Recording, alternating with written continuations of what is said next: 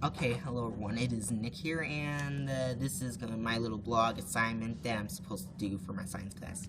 So basically we did an experiment, it's called Zoom Zoom Zoom, and apparently the purpose that we did this experiment, as you can tell from there, we're going to use graphs, like motion graphs, to determine any object's velocity, movement, or speed, basically an object's velocity, acceleration, and momentum, over a small period of time.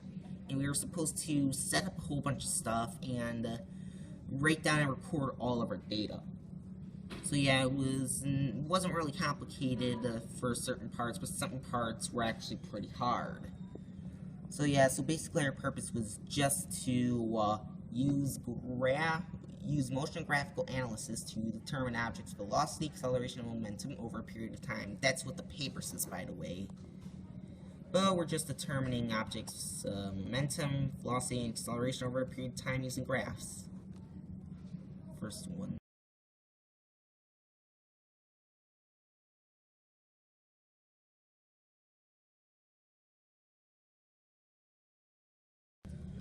Okay, we are back here, and this time we're going to display the procedure. So basically our materials are right here. We needed around 10 stopwatches.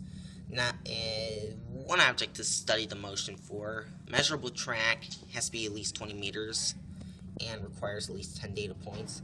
The motion analysis packet and the writing utensil, aka pencil. You need a computer with internet access, video production software, and a Google Sheets access. So yeah, now the first step we had to do is that we had to create an experiment to video record it and physically measure the horizontal movement of an object. It can be a car, skateboard, ball, bicycle, scooter, individual running, walking, etc. And it has to move a distance over at least 20 meters, and the tracker 20 meters needs to consist of at least 10 data points. We decided to choose it like 2, 4, 6, 8, 10, 12. Yeah. So then we had to complete the section titled Motion Experiment Breakdown in a packet and get it approved by the teacher. Okay, I'm gonna flip the page over. Basically, these are the graphs we had to do. We had to create the testing track. We had to include the appropriate markings to aid in recording the time and distance of the object. We already did that. We actually did that together. Then we had to complete the recording and record on a data table similar to the one below. So yeah, right here, this is all my data I got because we were all given a chart of everyone's data. So basically then what we had to do was transfer all the information from that first table into a Google Sheets document. You had to label a table one time. You had to also graph a distance versus time scatter plot using the data. And we had to include a trend line and an R-squared value. But if you don't know what R-squared means, it's how close our trend line or line of best fit is accurate to the data. Then we had to do the same thing for velocity, writing down our information. We also had to do the same thing for acceleration. We had to put everything down. Then we had to create a momentum one, but the momentum one we actually did not have to do a scatter plot for. But we did have to figure out the mass of the object, meaning aka the weight. But yeah, then these were all the data we had to write down, the trend lines. So all of these are pretty much our first trend line, second trend line, third trend line. And those were for graphs 1, 2, and 3, etc.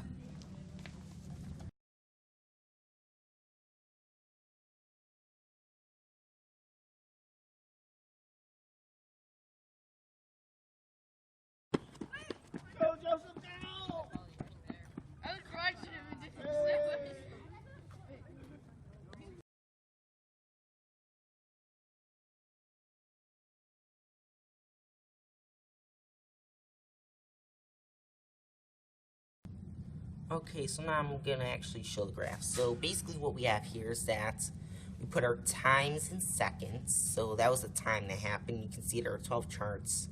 It goes from 0 to 6.22, and the distance goes from 0 to 20. So the time with the distance. We put down our distance versus time graph, quite frankly, to show a relationship between the distance and the time. But basically, blue dots are the distance. The y in x is shown 3.574 times 0.83. The r squared, 0.946. that means that this trend line here is pretty close to accurate to our data. Now let's go ahead, switch to table 2. Now this is our second table. This one is a velocity table. Basically, we got the same time in seconds, but we had to configure or figure out velocity using the velocity formula. But once we figured all that out, we created a velocity meters over seconds versus a time in seconds. So basically, the data was all over the place because of the acceleration and increasing and decreasing of the velocity. Or why the automated line was actually not very good, because you can look at R squared and see that it's nowhere near 1. It's close to 0, representing complete inaccuracy. The best fit line actually only has 2 dots. You can see all the Y and X's and that stuff. So yeah, now we're going to go to the third table. Okay, so basically it's the third table. I highlighted stuff here. I'll unselect there. Now, this one, we had to figure out acceleration. Once again, acceleration and scatter plot all over the place because of increase and decrease in speed and such. But yeah, this is our data that we recorded. The time, the acceleration, increasing and decreasing like always. But now we have a time in seconds versus the acceleration, meters per second squared. So basically, I'm not sure if I did this right, but this is what I've gotten just by doing the formulas. So yeah, it's all over the place again, and this time our R squared or line as shown, best fit line, is a bit more accurate, but not by much. It's only 0.15, aka 15% accuracy.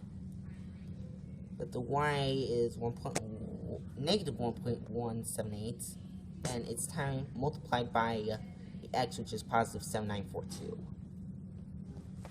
So yeah, here's the data here that I've written down. Now we are going to go to the last one, table for momentum.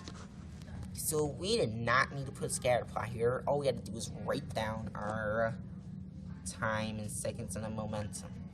Basically, the time is pretty much the same, but momentum was the real challenge.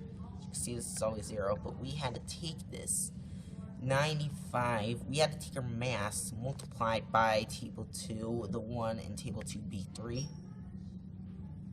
So basically we had to multiply it by this, the time over seconds, and we did not know that at the start, because it was getting way more complicated. So then we used the pattern to get it all like that.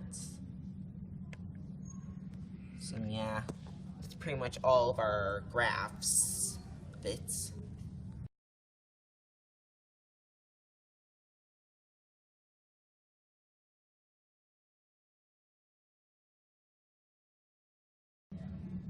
Okay, so now the conclusion of our experiment. Basically, our experiment has contained a bunch of stuff. Like, most of the values were pretty much going up and down. They were, like, all over the place. Either way, we actually did get kind of good data. Like, I can just go through here and see that on this one, the greatest interval right here is interval 3, I'm guessing.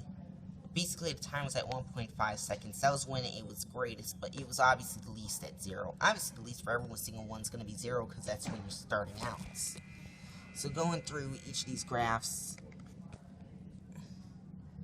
we see that, of course, this is the distance. So it's obviously, I'm guessing that interval 5 could be the fastest, because you're going 2 meters within at least 0.1 seconds, or 0.12, hard to tell. Of course, 0 is the lowest, because if you can tell that it's 0, you're going 0 meters per second. And the greatest, of course, is going to be 1.5, the 1.5 second interval. So now, I'm just going to go to our second one.